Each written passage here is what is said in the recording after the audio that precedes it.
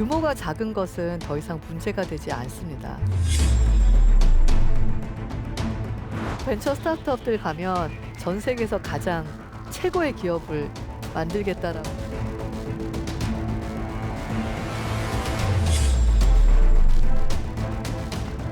혁신상도 쓸어버리고 그렇네요. 최고 혁신상은 씹어버리고 예. 다들 만나면 K-스타트업.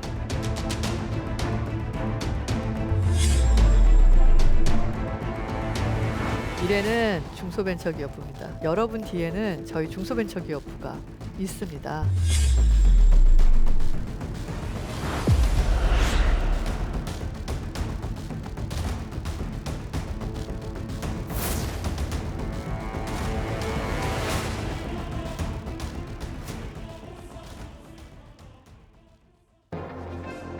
국민의 삶을 풍요롭게 하는 정책 각 부처 장관들이 여러분께 직접 알려드립니다. KTV 국정대담 국민이 묻고 장관이 답하다 진행을 맡은 유정현입니다. 반갑습니다.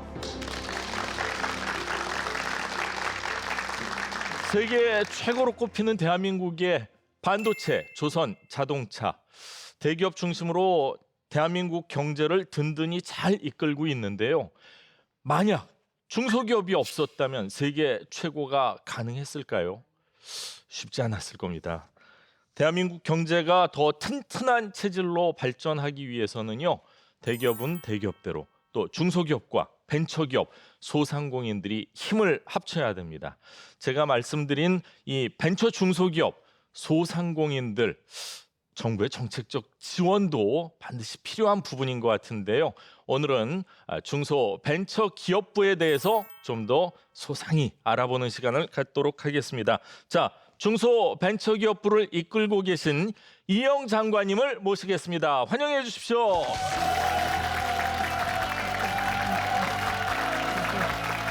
예, 안녕하세요. 네. 반갑습니다. 네, 반갑습니다. 자, 바쁘실 텐데 먼저 귀한 시간 내주셔서 감사합니다. 네. 시청자 여러분께 인사 부탁드리겠습니다. 네, 안녕하세요. 저는 중소벤처기업부를 이끌고 있는 이영이라고 합니다. 네, 만나 뵙게 돼서 반갑습니다.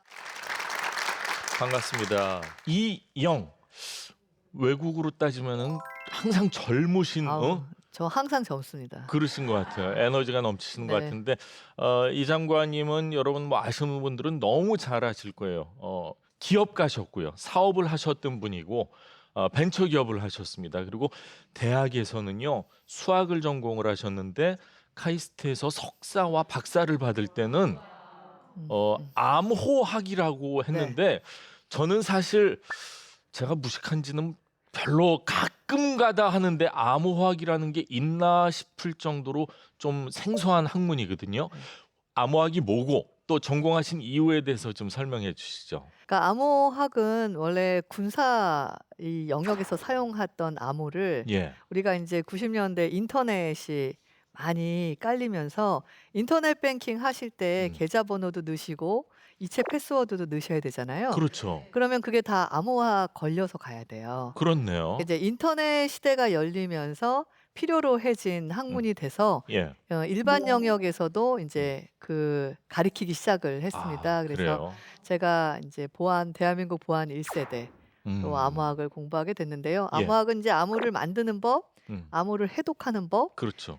그런 것들, 그런 어떤 시스템을 또 설계하는 거, 음. 뭐 이런 것을 공부하는 학문이고요. 그러니까 누군가 그 암호를 풀기 위해서 나쁜 일을 하는 사람을 보고 또 해커라고 하는 거고 그런 네. 거겠죠? 네. 아, 그렇군요. 뒤에 사진 좀 설명해 주세요. 이야. 굉장히 미인이세요. 어우, 예? 야. 대학교 때 아주 인기가 최고셨을 것 같습니다. 아, 제가 굳이 꼭 말을 해야 되나? 너무 오래전 일이라. 지금 이게 대학교 때인가요? 아니면 대학원 때인가요? 아, 대학원 때인가요? 석사 과정 때입니다. 석사 과정 네. 졸업을 하신 거고. 네. 오른쪽은 또 무슨 사진인가요? 그러니까 저희 석사 때 동기생들, 동기생들. 카이스트 동기생들, 봄날에 잘 찍었던 것 같습니다. 야, 그렇구나. 암호학이라는 게 사실은 지금도 생소하기 때문에 네. 저 당시에 학위를 받았으면 아마 학계 뭐 교육계 쪽에 계속 남아 계시지 않았을까 하는 생각도 들고요. 네, 맞습니다. 근데 지금은 정보보호학과라고 이 명칭이 돼서 별도로 학생들을 뽑고 아 있어요. 그래요? 네. 그래서 그렇군요. 기본적으로 암호론에 대한 것도 가르치고 예. 또 인제 컴퓨터에서 아까 말씀하신 해커들이 들어올 때 보통 시스템으로 침투하기 때문에 예. 그런 걸 이제 막는 방법도 가르치고 그래서 음. 좀 영역이 뭐 보통 전산과라고 그러잖아요, 예전에. 그렇죠. 전산과에서 가르치는 것도 배우고 수학과에서 좀 가르치는 것도 배우고 뭐 이렇게 음. 등등등 해서 정보보호학과라고 새로 보통 대학들이 다 만들어졌습니다. 그렇군요.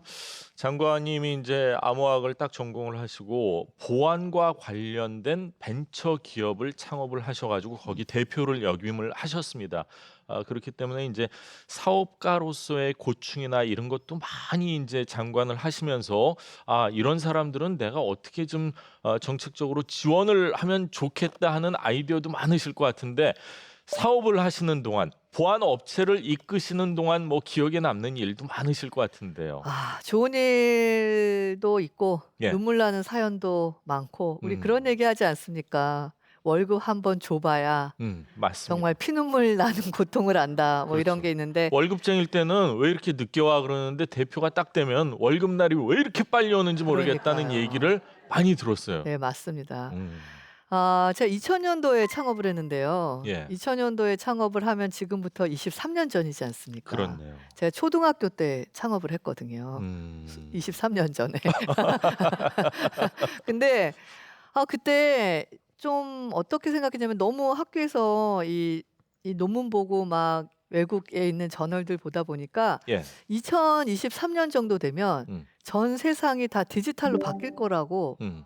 착각했어요. 음. 그래 갖고 창업을 했는데 예로 제가 미국에 2003 년도에 갔거든요. 지금 예. 구글이 넘버 원인데 그 당시는 그렇죠. 마이크로소프트였어요. 예. 근데 이렇게 뭐 호텔방에 앉아서 파일 하나 내려받으려고 그래도 네트워크 상황이 너무 안 좋으니까 빨리빨리 내려받지를 못 못하는군요. 받죠. 음. 심지어 가까이 있는 일본 같은 경우는 음. 전국에 인터넷이 다 깔린 게 2006 년이에요. 그렇군요. 그러니까 인제 그런 게 기본적으로 깔리고 데이터가 디지털로 되고 그중에 음. 기밀 데이터를 보호해야 되는데 그렇죠. 망도 안 깔린 세상이 천국이었거든요. 그래서 음. 고생 참 많이 했습니다. 그렇군요. 네. 자, 사장님 시절로 한번 돌아가 보겠습니다. 사장님 시절 왼쪽 사진 한번 설명을 해 주시죠. 제가 그 기업을 하면서 예. 이 보안업계 여성 CEO가 거의 없습니다. 음. 심지어 IT 쪽에 여성 CEO가 거의 없어요. 예. 그래서 10년 정도 생존하고 나면 음. 간담회를 가야 되는데 예. 대표적인 여성 기업이 없습니다. 아. 우리나라 벤처가 굉장히 많이 창업하지만 3년 생존율이 낮죠. 굉장히 낮거든요. 그러니까 맞습니다. 10년 뭐 생존율까지 하면 더 낮습니다. 음. 그래서 이제 간담회 가고 또 후배들 멘토링하고 또 소프트웨어 일일 교사로 초등학교에 가서 학생들한테 암호 같은 것도 관심 가져 보세요. 음. 뭐 IT에 관심 가져 보세요. 그래서 그런 좀 사회 활동을 했었는데요. 예. 고게 계기가 돼서 저는 음. 그 국회의원 제의를 받게 된 것 같아요. 네네. 그렇군요. 사업을 하시면서 사실 사업이 번창하고 잘 됐기 때문에 그런 제안을 한 거지 만약 사업이 잘 안 됐다면 그런 제안 역시 받기 어렵지 않았을까 하는 생각인데 최초로 법률 전자 발의를 하셨습니다. 보통 저희가 생각할 때는 국회의원이 법안을 어떻게 발의하지 뭐 이런 생각을 가지고 있고 예전 같은 경우에는 국회가 예를 들어서 20대 국회가 시작을 했다 그러면은 1호 법안을 발의하기 위해서 보좌관들이 의안과 앞에서 3일 전서부터 줄을 섭니다. 근데 줄을 서 있는 것까지는 좋은데 줄 서 있는 거에 갑자기 누군가 쇠치기를 해서 문고리를 딱 잡습니다. 그럼 싸움이 나요. 문고리 잡은 사람이 먼저냐, 줄 서 있던 사람이 먼저냐. 그래서 두 분이 공동 1호 발의자 뭐 이런 것도 있었는데 이 전자 발의를 하게 되면 그런 게 없어지는 겁니까? 아니면 그건 그거대로 남아 있는 겁니까? 안 남습니다. 아, 너무 없어요. 너무 잘 아시는데요. 예. 저는 그런 국회의 풍경이 예. 좀 이상했어요. 아니 당연히 네. 이상하죠. 그 1호 발의라는 게 어떻게 보면은 국민들에게 큰 의미가 없고 본인한테만 의미가 있는 뭐 거거든요. 그런 면도 있지만 예. 이게 그냥 누르면 될 일을 예. 막 뛰어다닌다는 게 전 예. 좀 낯설었어요. 그러니까 음. 저는 항상 키보드 앞에서 뭘 하던 사람인데 국회에 갔더니 이제 디지털의 반대가 아날로그잖아요. 그렇죠. 그러니까 그냥 아날로그예요. 그래서 그 법안을 하나 발의를 하면 10 분의 국회의원이 동참하시겠다는 사인을 해 주셔야 사인이나 되잖아요. 뭐 서명을 해 그걸 줘야죠. 다 예. 일일이 보좌관들이 받으러 다녀야 되는데 10 분이 다 해 준다는 보장이 없잖아요. 그럼 그렇죠. 30분 이상을 만나러 다녀야 되잖아요. 음. 아니 그럴 필요가 없이 국회 전자 법안 그 발의 시스템이 있어요, 저렇게. 그렇죠. 그래서 어떻게 하면 되냐면은 그냥 올리고 그 전자 법안 발의를 내가 했으니까 음. 이런 내용에 관심 있는 분은 보시라. 그럼 이메일 보시듯이 보시고 예. 거기서 그냥 혼자 편안하게 읽어 보시고 음. 나는 이 법안에 음. 동참하고 싶다. 아. 그러면은 되거든요. 그렇죠. 그러니까 만날 필요도 없고 보좌관들이 뛰어다닐 필요가 없어요. 음. 근데 그거를 다 뛰어다니고 종이를 들고 다니시더라고요. 그렇죠. 그래서 그냥 전자 법안 발의를 좀 정착시켜야겠다. 음. 그 IT를 정착시켜야겠다는 생각보다도 그때 더 강했던 건 예. 그 의원실에 보좌관이 9 명이거든요. 그렇죠. 근데 제가 입장을 바꿔서 보좌관이라고 생각했을 때 저는 저걸 받기 위해서 뛰어다니는 일을 음. 하고 싶지 않아요. 음. 그래서 그러니까 좀 우리가 서로 안 해도 될 일은 맞습니다. 좀 안 했으면 좋겠다라고 해서 시작을 했고 음. 그 관심 있는 의원실의 보좌관들을 데려다가 교육도 시키고 음. 그래서 지금은 과반이 넘는 의원님들이 예. 전자 발의로 예. 법안을 발의하고 있다고 알고 있습니다. 그렇군요. 어떻게 보면은 작은 변화지만 우리 사회를 움직이고 국회를 움직이다 보면 대한민국이 더 좋은 사회가 되지 않을까. 더 열심히 일해 주십사. 큰 박수 한번 아유 부탁드리겠습니다. 감사합니다. 감사합니다. 네. 자, 이제 본격적으로 중소벤처기업부 정책에 대한 이야기를 나눠보도록 하겠습니다. 저희는 키워드 중심으로 하는데요. 네. 첫 번째 키워드 공개합니다. 납품대금 연동제. 납품대금까지는 뭔지 정확히 알게 있는데 연동제라는 게 뭐와 어떻게 연동이 되는 건지, 그리고 납품대금 연동제라는 게 뭔지 좀 설명 좀 부탁드립니다. 제가 아주 쉽게 설명드리겠습니다. 예. 제가 구리를 갖고 예. 가공을 해서 납품을 해야 돼요. 예. 그래서 구리를 50원에 사서 70원에 납품하기로 했는데 예. 6개월 뒤에 납품하기로 한 거예요. 근데 갑자기 3개월 안에 이걸 이제 사고 있는데 예. 구리값이 폭등을 100원으로 했다. 올랐어요. 폭등으로. 예. 그러면 당연히 우리 생각에는 제가 70원에 납품해야 되는데 저 100원에 사고 있습니다. 좀 가격을 좀 연동해서 수정해 주세요가 가능해야 되거든요. 가능해야죠. 근데 기존에 우리나라는 그러지 못했습니다. 계약서라는 게 있으니까. 네네. 음. 그래서 우리가 이제 대기업이 경제를 대부분 좀 이렇게 주도하다 보니까 그렇죠. 협력사 형태로 중소기업들이 되게 많았어요. 그러니까 대기업은 살짝 갑. 그렇죠. 예. 그러니까 눈치가 보이는 거죠. 요번 한 건은 그냥 내가 손해 보고 말지라는 것 때문에 계속 일하려면. 계속 일했는데 예. 이게 이제 너무 고통이 심해지니까 2008년도부터 예. 법안을 좀 만들어 주셔서 예. 납품대금이 어느 이 원자재가 뛰면 자동 연동할 수 있게 해주세요를 했는데 예. 14년 동안 진행이 안 됐습니다. 아이고. 그래서 이제 작년에 제가 부임을 하고 예. 법제화에 돌입을 했고요. 올 2월에 법안이 통과가 됐습니다. 그래서 이 납품대금 연동제의 또 다른 이름이 예. 14년의 두드림이란 뜻이에요. 14년의 두드림. 그래서 법제화가 됐는데 저는 그렇게 얘기해요. 제가 국회에 2년 있어 보니까 예. 어떤 강력한 법도 예. 법을 만들었다고 세상에 변화가 오진 않습니다. 법이라는 것을 가지고 관련된 사람들이 뭔가 행동에 들어가야 돼요. 맞습니다. 그래서 이제 납품대금 연동제가 법제화가 됐다는 것은 예. 들어갈 문이 열렸다는 거고요. 이제 쑥 들어가서 실제로 변화를 만드는 게 올해 중소벤처기업부가 해야 될 일입니다. 그렇군요. 지금 말씀하신 것처럼 이제 그 어떤 뭐 광물이건 이런 게 가격이 확 오를 때도 있지만 갑자기 뚝 떨어질 때도 있고 여러 가지 상황이 있는데 그거를 당사자들끼리 어느 정도 합리적으로 한다 하면은 네. 힘이 없는 납품업체 입장에서는 굉장히 좋아할 것 같은데요. 그럼요. 그리고 우리나라가 이제 대기업의 뭐 하청, 예. 뭐 하도급 이래 하도급. 갖고 중소기업이 살던 시대가 벗어나서 예. 파트너의 관계로 가고 있어요. 그래서 굉장히 많은 분야에서 음. 중소기업이 만들고 있는 우리나라의 경제 파이가 한 40%를 넘어서고 아, 있거든요. 그래요. 예. 그렇기 때문에 이제 함께 음. 힘을 합쳐 가지고 세계에 나가서 경쟁해야 되는 거지. 예. 우리끼리 뭐 음. 쥐어짜고 이거 다 옛날 얘기니까 이제 음.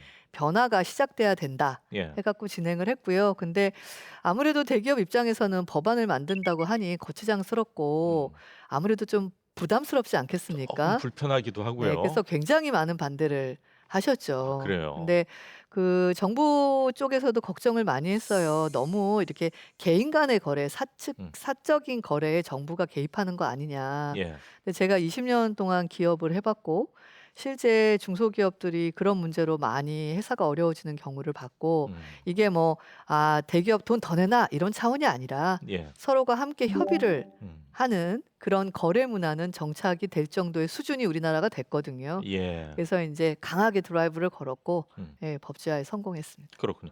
말씀하시는 거 보면 외모는 굉장히 좀 부드럽고 유해 보이시는데 일을 추진하는 데 있어서는 추진력이 대단하실 것 같다는 생각인데 저만 그렇나요? 아니면 여러분도 그렇나요?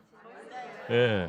앞으로 이 중소기업이나 벤처기업들이 좀 일하는 데 있어서 '아 이영 장관이라는 분이 계셨기 때문에 우리가 참 좋아졌다.' 이런 얘기 들을 수 있도록 앞으로 더 좀 많이 힘써 주시기를 부탁드리겠습니다. 아유 그렇게 하도록 예. 하겠습니다. 자, 계속해서 두 번째 키워드 공개합니다. 핵심 미션제. 음. 핵심 미션제라는 게 뭐고 또 뭘 추진하시는 겁니까? 그 제가 중소벤처기업부 장관이 되기 전에는 예. 이런 생각을 한 적이 있어요. '아 우리나라는 공무원 때문에 안 돼. 음. 너무 느려 터지고 막 타성에 굳고.' 이런 선입견이 있었어요. 음.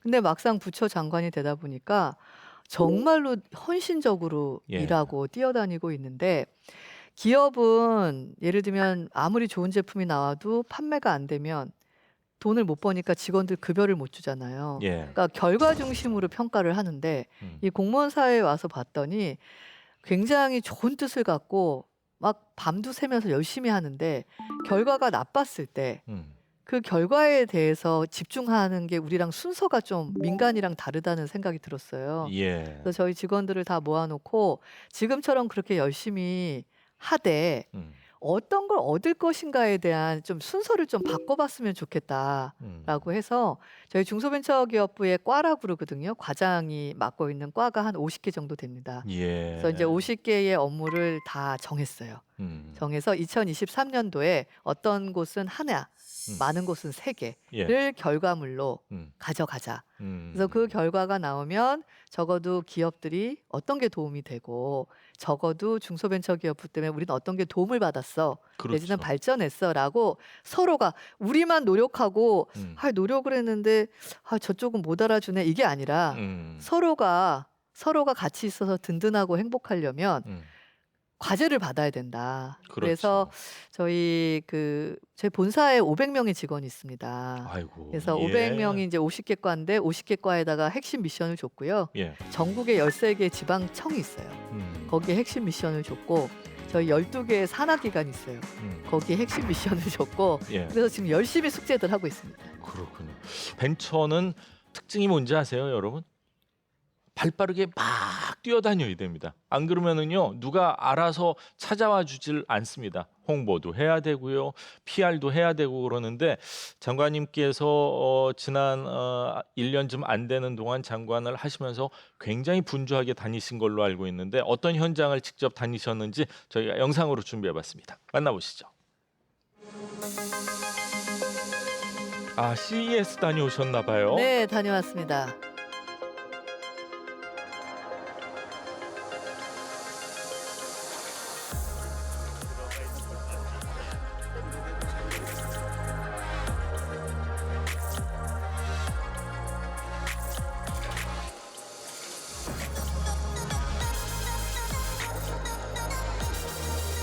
지금 5년 동안 4차 산업혁명의 핵심 기술이 될 수 있는 부분에 대해서 저희가 1000개 회사 정도를 육성할 건데요. 2조 정도를 청계사에다가 투자를 할 계획입니다. K 스타트업 화이팅! 자, 세계 최대 가점 IT 박람회 올해 이 CES에서는요, 여러분 중소벤처기업부가 주도해서 K 스타트업 통합관을 처음으로 이렇게 문을 열었다고 합니다. 이번에 CES 이렇게 참가하시면서 어떤 부분에 가장 중점을 두셨습니까?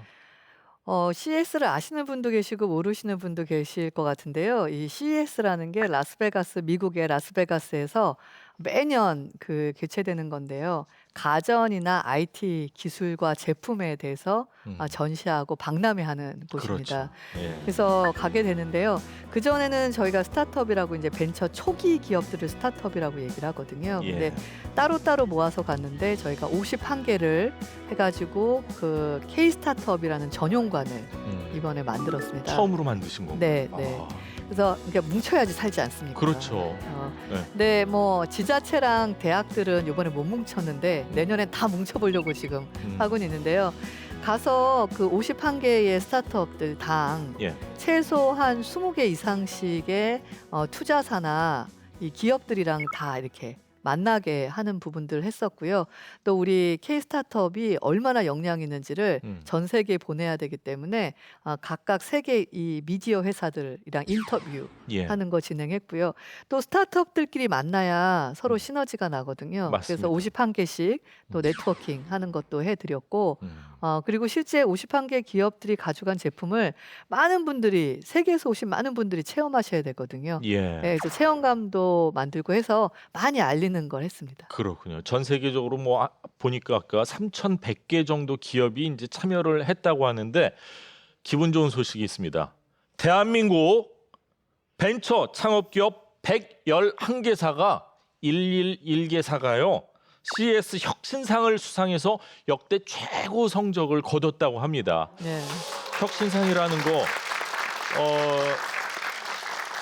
CES 아까 화면에서도 보셨지만 전 세계 기업 3,100개가 왔는데 그 가운데 대한민국 기업 111개가 혁신상을 받았다. 이러면 굉장히 기분이 좋을 것 같고 네. 아마 여기서 성공을 해가지고 이제 유니콘 기업이 돼서 어마어마한 기업을 이룰 분들도 저는 계실 거라고 생각해요. 네. 장관님이 보시기에 야 이런 기업은 참 아이디어도 좋고 특이하더라. 잘 될 것 같다. 이런 느낌이 있으셨을 것 같은데.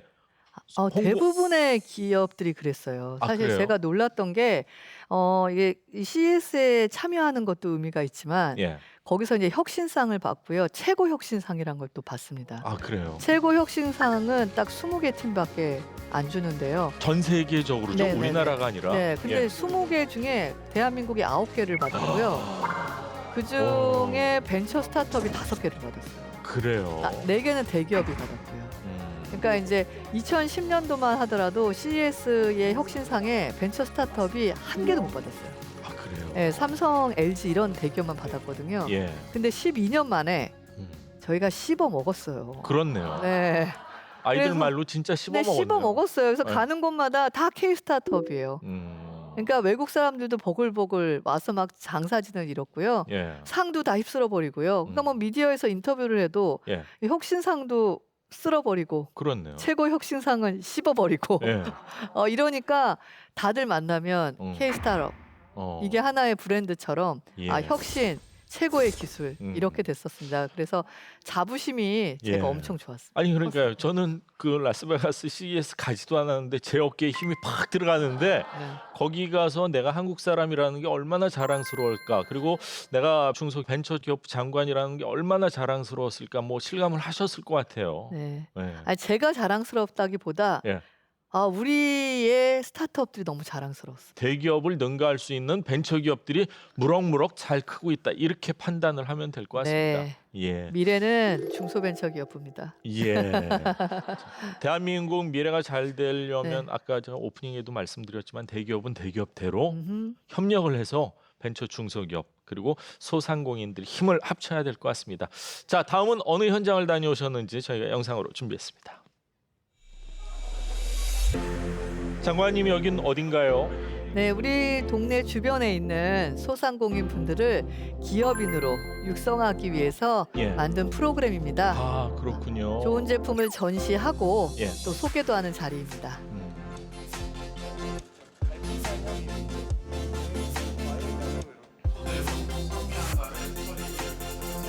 제품의 완성도가 너무 높아가지고 이분들을 다 데리고 해외 시장, 그다음에 국내 팔로 개척하는 부분에 대해서도 중소벤처기업부가 당장 역량을 좀 집중해야 되지 않을까.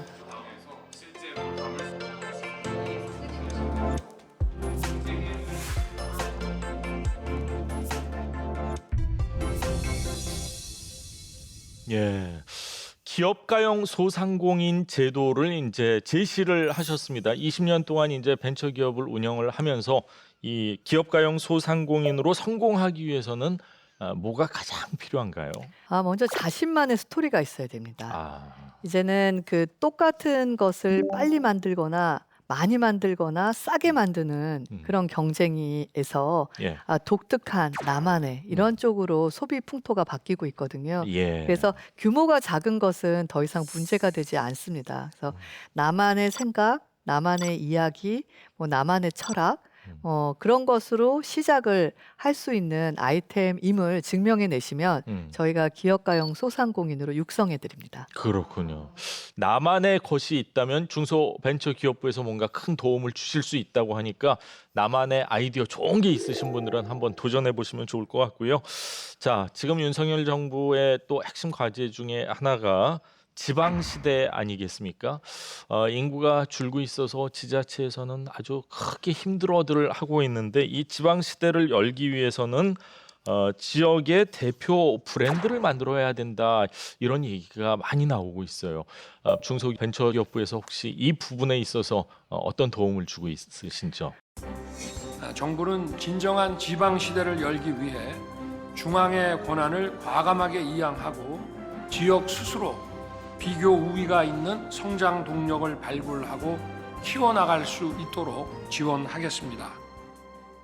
저희가 굉장히 많은 고민을 하고 있습니다. 왜냐하면 많은 분들 아시지만 지방에서 졸업을 해도 예. 일자리가 없어서 다 서울로 올라오시잖아요. 그러니까 서울에서 공부하신 분들도 고향으로 돌아가서 일자리를 잡고 거기에 정착할 수 있는 것을 해야지 진정한 지방 시대가 열립니다. 그러려면 좋은 기업들이 많아야 되고 예. 그 기업 중에도 뭐 좋은 창업을 해가지고 자리를 잡을 수 있는 소상공인 분들도 있어야 되기 때문에 그렇죠. 저희가 두 가지를 하고 있어요. 그래서 그 기업의 대표적인 중소기업을 육성할 수 있는 프로그램들을 또 만들고 있고요. 이게 어느 지역을 가면 한과가 되게 유명하다든가 어디를 가면 한지가 유명하다든가 이런 것들을 하나 스토리로 만들 수가 있거든요. 그래서 학교를 중심으로 해가지고 예. 젊은 소상공인 분들이 우리 부모님은 3대째 이거를 해왔습니다. 라든가 우리 지역은 대대적으로 이런 일을 했던 마을 주민들이 많습니다. 일본이 그런 게 참 잘 돼 있는 것 같아요. 네, 맞습니다. 예. 그래서 그런 고유의 어떤 스토리가 있으면 저희가 자금이랑 예. 그것을 대규모로 기업가형으로 키울 수 있는 전문가들을 거기에 투입합니다. 예. 그러면 함께 설계를 해서 마을 전체를 좀 바꿔본다든가 해서 대표적인 상권을 만드는 것을 올해부터 본격적으로 진행합니다. 그렇군요. 제가 최근에 봤던 기사 가운데 눈에 확 띈 게 백종원 씨하고 예산시장하고 협업을 해서 하루에 뭐 한 2-30명 오던 시장을 하루 많게는 5,000명까지 오게 했다. 이런 기사를 본 적이 있어요. 혹시 이 일하고 중소벤처기업부하고는 전혀 관련은 없는 건가요? 아니면은 전혀 관련이 없지는 않고요. 예. 왜냐하면 저희 쪽에서도 그 상권이 어떻게 가고 있는지를 예. 계속 보면서 음. 필요한 도움이 없는지를 찾고 있고요. 최근에 제가 그 전통시장을 한 군데 갔었는데 예. 3대째 만두만 만두는 그래요? 집입니다. 3대째. 음. 그런데 만두를 너무 잘 만들어서 저희가 이제 네이버에서 전통시장이라 하더라도 택배를 붙일 수 있는 예. 그런 메뉴 서비스를 제공해 드리거든요. 음. 그래서 네이버를 통해서 전국에서 택배를 받아서 그렇군요. 보내다 보니까 필요해서 그냥 전통시장인데 또 건너편에 음. 조그맣게 만두만 빚는 데를 하나 또 아, 만드셨더라고요. 그래요. 그리고 이거 좀 전문적으로 해보고 싶다. 예. 그래서 중소벤처기업부가 운영하는 청년 창업 사관학교가 있습니다. 예. 어떻게 직원을 운영하고 자금을 유치하고 이런 거를 가리키는 사관학교거든요. 거기에 또 응시를 하셨더라고요. 그리고 기업가형 소상공인에 꼭 돼서 본인의 만두가 3대째 만든 만두 아닙니까? 그렇죠. 예, 한국을 넘어서 해외까지 판매하고 싶다고 음. 30대 청년이 음. 얘기를 했는데요. 이제 그런 것들을 기업형으로 만들어주면 발전시킬 수 있겠고요. 네, 그러면 또 그 만두로 시작했지만 또 하나의 상권이 그 지방에 만들어지는 거니까요. 일단 다양한 종류로 지방에 특화된 상권, 경제권을 만들기 위해 노력하고 있습니다. 네, 그렇군요. 자, 이번에는 함께하신 방청객분들께서 우리 이영 장관님께 질문이 있으시면 손 한번 들어봐 주십시오. 예, 요 앞에. 사실 저는 장관님에 대해 잘 몰랐는데요. 벤처기업인 출신이라는 점이 가장 인상 깊었습니다. 말씀을 듣다 보니까 취임 이후에 여러 가지 일정들로 바쁜 나날을 보내셨을 것 같은데 소화하신 일정 중에서 특히나 보람을 느끼셨거나 기억에 남는 일이 무엇인지 여쭤보고 싶습니다. 제가 창업을 했긴 했지만 기술회사를 창업을 했고 제 고객은 다 대기업이었기 때문에 예, 이렇게 만날 수 있는 분들이 딱 정해져 있었어요. 그렇겠네요. 근데 아까 말씀드렸듯이 중소기업, 벤처, 스타트업, 소상공인이 다 저희의 정책 고객이시거든요. 예, 작년 여름에 비가 굉장히 많이 왔어요. 많이 왔죠. 그래서 전국 곳곳에 전통시장이 침수됐습니다. 그러면 저희는 당장 달려가서 근처에는 뭐 운동장에다가 천막을 치고 물건들을 옮긴다거나 예, 그래서 임시 시장을 또 만들어 드려요. 그리고 그게 다 복구가 될 때까지 노력을 하는데 신발 가게 주인이셨는데 그 신발 전체가 5천만 원 정도라고 하시더라고요. 그래서 제 손을 잡고 펑펑 우셨어요. 어떻게 하면 좋겠냐고. 그런 부분도 있고 이 뿌리 산업이라고 이 인천이나 이런 데 가면 이 조형하고 금형하고 예, 한 20분 남짓 해서 이렇게 제조로 만들어서 수출까지 하시거든요. 예, 근데 최근에 이제 노동 환경이 너무 이렇게 경직되다 보니까 직원들을 구할 수가 없어가지고 또 납품이 쉽지 않은 그런 일이 있었는데 울지는 않으셨는데 그냥 환하게 웃으시면서 아이 뭐 산전수전 겪었으니까 이겨는 되겠지만 장관님 너무 힘들어요. 막 그러시더라고요. 그리고 또 벤처 스타트업들 가면 밤을 새 가면서 살아남는 건 기본이고 창업을 했을 때 그 꿈을 실현해서 전 세계에서 가장 최고의 기업을 만들겠다라고 얘기를 합니다. 그래서 장관이 되고 나서 대한민국 곳곳을 다니고 있고요. 굉장히 다양한 분들을 만나고 있어요. 만나고 있는데 제가 도움을 드리고 뭔가 힘이 돼드려야 되는데 개인적으로는 그분들의 사연 하나하나를 듣고 그러면 제가 사실 좀 배우는 게 되게 많고 마음도 어, 많이 또 아프실 거고요. 네네. 그래서 예, 정말 사람이 살아간다는 거 예, 그리고 이렇게 뭔가 이 돈을 번다는 거 그런 것에 대한 가치, 노력, 땀 이런 것들을 느끼면서 감사한 경험들을 하고 있습니다. 그렇군요. 네. 이런 따뜻한 마음이 정책에 반영이 된다면은 그 수혜를 받는 많은 분들도 아마 감동을 하지 않을까 저는 그렇게 생각을 하고 그 마음 초심 그대로 계속 유지되기를 기대를 하겠습니다. 네. 자, 마음 변치 마시라고 박수 한번 좀 보내주세요. 아유 감사합니다. 자, 다음 질문 이쪽에서 한번 받아보겠습니다. 장관님께 질문 있으시면은 예. 안녕하세요, 장관님. 네 안녕하세요. 이렇게 만나 뵙게 되어 영광입니다. 요즘 경기가 너무 어려워져서 저부터도 꼭 필요한 곳에만 지출하고 있는데요. 이렇게 어렵다고 해서 지갑을 모두가 다 닫아버리면 한국 경제가 돌아가는데 지장이 클 것 같아요. 혹시 이런 부분에 대해서 마련해 두신 대책이 있으실까요? 네. 지금 좀 경기가 안 좋다고 해서 아무도 소비를 안 하시면 천천히 한국 경제가 멈출 수가 있습니다. 예. 그래서 작년부터 어떤 일을 진행하고 있냐면요. 동행 축제라는 이름으로요. 국내 온오프라인의 유통사 한 200군데랑 그 상품들은 한 5만 개 정도를 기업체를 저희가 중소기업이랑 소상공인 분들을 모집을 해서요. 예. 이걸 대규모 판촉 행사를 하고 있어요. 그래서 작년 5월에 처음 시작할 때 아유 이거 뭐 코로나로 이렇게 힘든데 많이 팔리겠어? 그런데 많이 팔렸습니다. 다행이네요. 그래서 12월에도 여세를 몰아서 저희가 했는데요. 더 많은 분들이 참여해 주셨거든요. 그래서 두 번에 걸쳐서 판매한 금액이 직간접적으로 1조 4천억을 팔았어요. 1조 4천억이요. 네. 어마어마하네요. 그래서 다들 놀라신 게 예. 아니 무슨 관에서 하는 판촉 행사에 그러니까요. 이렇게 많이 팔려가 됐고 처음에 유통사 분들도 이제 야. 홈쇼핑이고 뭐 그 온라인 인터넷몰 다 들어오셨는데 예. 처음에 분위기는 아유 장관이 새로 바뀌었는데 뭘 해보자 그러니 한번 서로 따라보자. 그치 서로 얼굴 붉힐 수 없으니 딱 한 번만 해주고 빠지자 예. 뭐 이런 분위기였는데 예. 팔리니까 어. 다들 막 더 열심히 하자 이렇게 음. 됐어요. 그래서 놀란 건 우리가 힘을 합치면 예. 될 수 있다라는 자신감을 얻어서요. 중소벤처기업부 내부에 아예 동행축제 단이라고 예. 저희가 별도 부서를 만들었어요. 어. 그래서 올해는 3번을 할 거고요. 예. 그 중에 첫 번째 5월은 이태원 살리기를 함께 할 겁니다. 그렇군요. 그때 연락드릴 테니까요. 예. 최고 70% 할인되거든요. 좋은 중소기업 소상공인 제품들을 사 보시면 옛날 같이 싸다, 품질이 떨어진다, 뭐 열어봤더니 내용물이 보는 것과 다르다 이런 생각 다 사라지실 겁니다. 그렇군요. 직간접적으로 1조 4천억을 판매했다는 건 사실 대단한 일이거든요. 엄청난 일이죠. 예. 자, 올해 2023년 다 어렵다고 하지만 사업하시는 분들 또 소비자 입장에서는 싸게 좀 살 수 있는 좋은 기회가 되기를 기원을 하겠습니다. KTV 국정대담 국민육구 장관이 답하다 함께하고 계십니다. 이영 중소벤처기업부 장관님께 질문이 있습니다 하시는 분들이 있어서 저희가 거리로 나가봤습니다. 만나보시죠. 2023년도 돼가지고 지금 금리가 상당히 올라갔고 지금 중소기업이 지금 고금리로 인해 가지고 원료값이라든가 뭐 이런 게 많이 올라가서 상당히 어려운데 이 이자 지원이라든가 이런 거 중소기업에 대한 그 방안이 없는지 중소벤처 장관님께 여쭙고 싶습니다. 네, 금리가 너무 올랐습니다.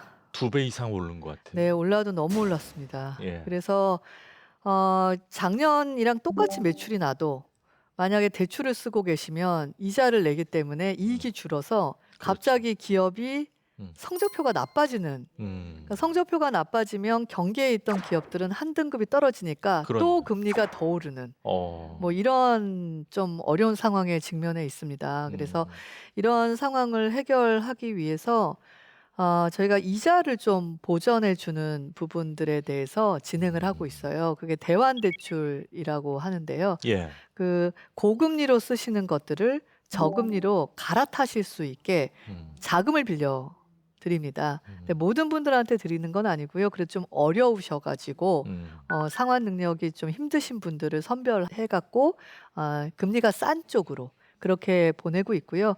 최근에 금융권이랑 같이 하는 건 뭐냐면 그 이자가 이 높아진 범위만큼의 이자를 은행이 내거나 예. 저희 정부가 대신 내주는 겁니다. 그래서 그런 작업을 통해 가지고 지금 고금리 시대를 좀 이겨나실 수 있도록 하고 있는데요.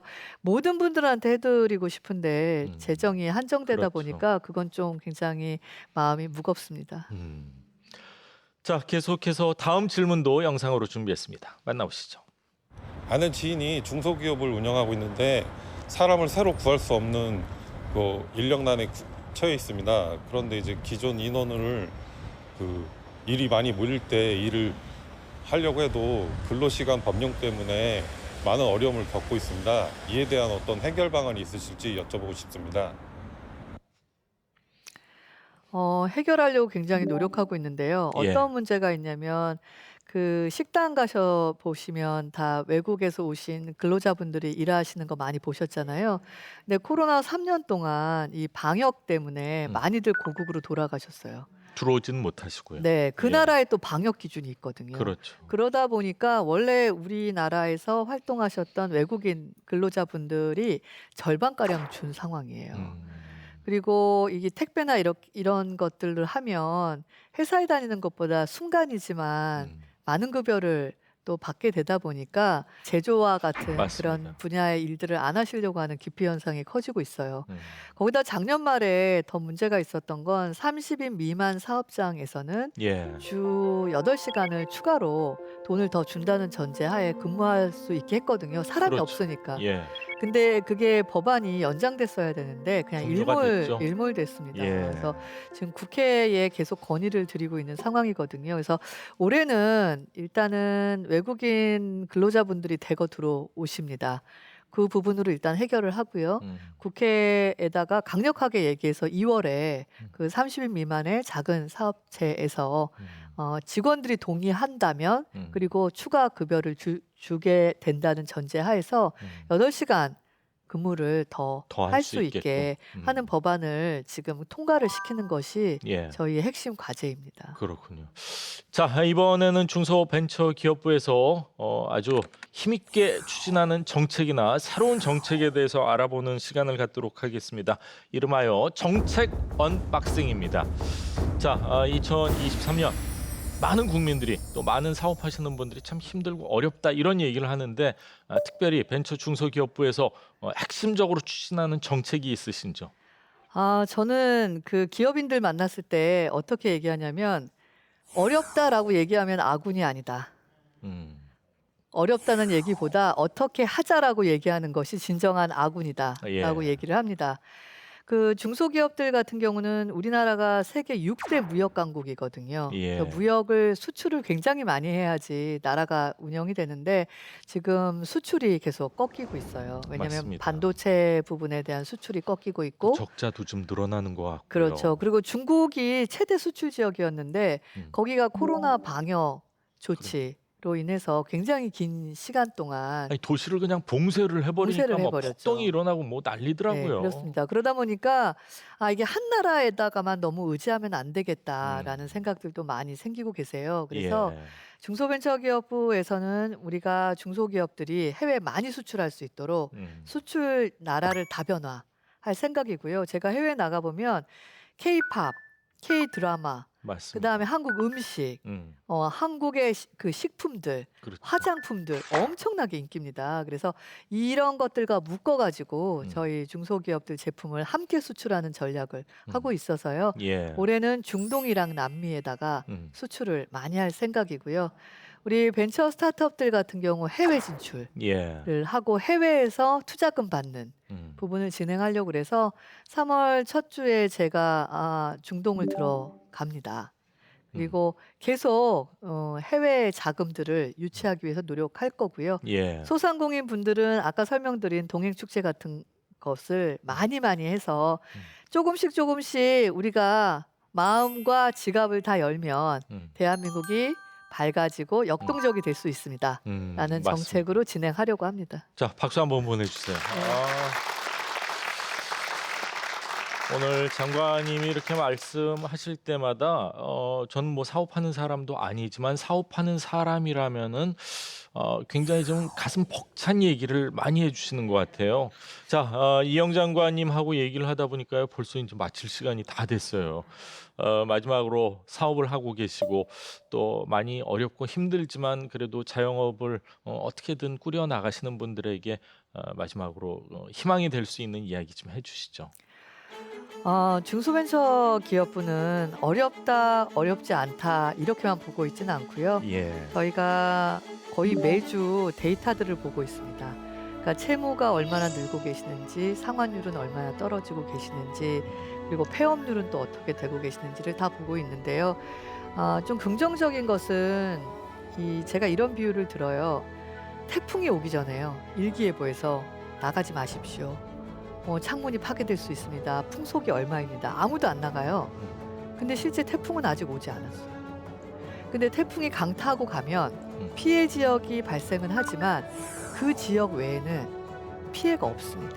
그렇네. 그러니까 작년 같은 경우는 어렵다가 태풍이 상륙하기 거의 직전이었다라고 저희는 보고 있어요.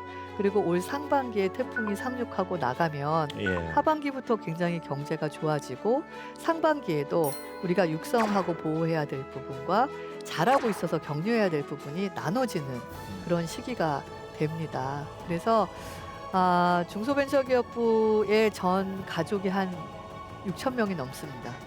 그래서 그 3분이 하시든 30분이 하시든 여러분 뒤에는 저희 중소벤처기업부가 있습니다. 그래서 자금, 판로, 인력 부분 부족한 부분이 분명히 있지만 올 상반기에 태풍 상륙과 진화감을 함께 할 거기 때문에 용기 잃지 마시고 예. 언제나 함께 상해 주십사라고 얘기 드리고 싶습니다.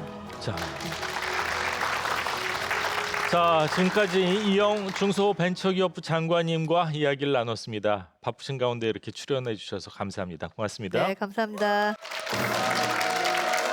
KTV 국정대담 국민인권 장관이 답하다 어떻게 보셨는지 오늘 중소벤처기업부 이영 장관님과 함께했습니다. 아마 중소벤처기업부에 대해서 많은 궁금증 해소되지 않으셨을까 하는 생각입니다. 그리고 유튜브 검색창에요. 정책 플랫폼 치시면은요 다시 보기 기능이 있습니다. 많은 시청 부탁드리고요. 자, 저는 다음 주 이 시간에 다시 찾아뵙겠습니다. 함께해 주신 여러분 감사합니다.